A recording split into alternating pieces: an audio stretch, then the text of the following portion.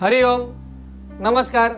मैं प्रशांत पंडित जी जय Hind 24 news channel में आप सभी का स्वागत करता हूँ। आज मैं आपको होली के बारे में बताने वाला हूँ। होली के पहले जानते हैं होलाष्टक के बारे में। होलाष्टक 27 फरवरी से लेके 7 मार्च तक है। इस होलाष्टक में कौन सा भी शुभ काम नहीं करना चाहिए। तो अभी मैं आपको होली की कथा सुनाऊंगा।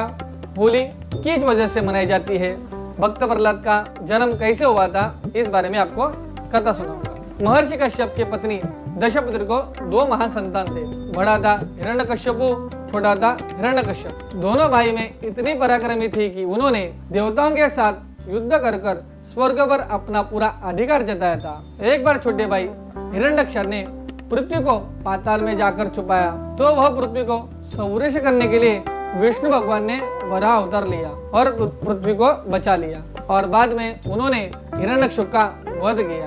तो जब हिरण्यकश्यप को पता चला उनके छोटे भाई हिरण्यकश्यप का वध हो गया है, तो हिरण्यकश्यप को पता चलते ही उन्होंने प्रजा पर अत्याचार करने की आज्ञा दी और ब्रह्म भगवान को प्रसन्न करने के लिए उनकी तपस्या के लिए महेंद्र पर्वत में चले गए। इधर देवों ने देखा कि उनके राज्य में कोई भी राजा नहीं है, तो उन्होंने इस मौके का फायदा उठाकर उन पर हमला किया और सभी राक्षस को पातालोक भेज दिया। इंद्रदेव ने हिरण्यकश्यप के महल में प्रवेश किया और हिरण्यकश्यप की पत्नी कथायु को देखा और उन्होंने बंदी कर लिया।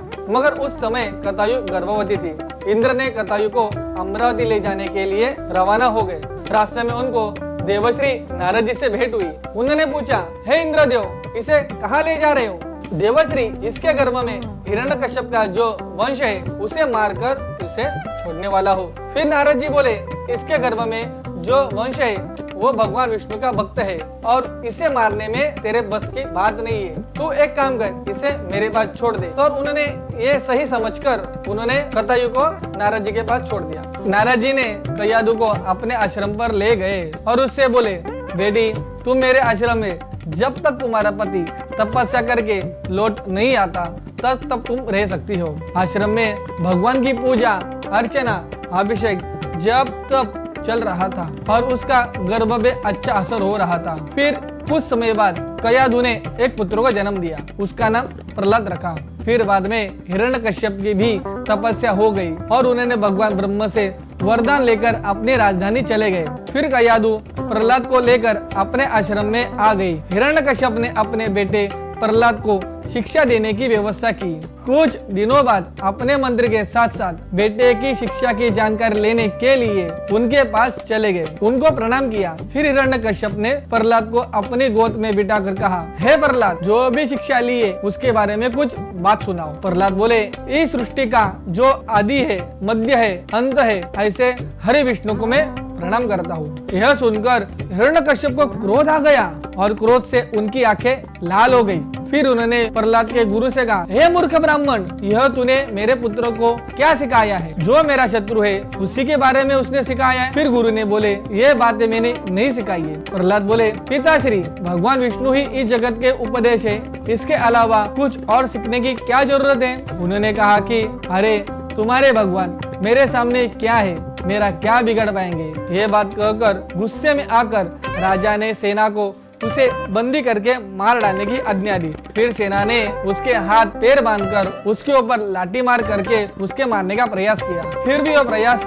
असफल हो गया। उन्होंने उनके हाथ पैर बांधकर समुद्र में फेंक दिया। फिर भी प्रहलाद वहां से बचकर बाहर निकल गए। उन्होंने बंदी करके जहरीली सांपों के बीच जंगल में जाके छोड़ दिया। फिर भी उस जहर का उनके ऊपर कुछ असर नहीं हुआ। फिर उनके खाने में विष मिलाकर उनके मारने के प्रयास किया, वो भी असफल हो गया। फिर उन्होंने अपना आखिरी प्रयास करने के लिए होलिका का इस्तेमाल किया। होलिका कश्यप की बहन थी। होलिका को अग्नि से वरदान था कि अग्नि से होलिका का कोई भी नुकसान नहीं हो सकता था। इसलिए हिरण्यकश्यप ने प्रहलाद को होलिका को अपने गोद में बिठाकर एक लकड़ी की ढेर में जाकर बैठने के लिए कहा और लकड़ी को जला दिया।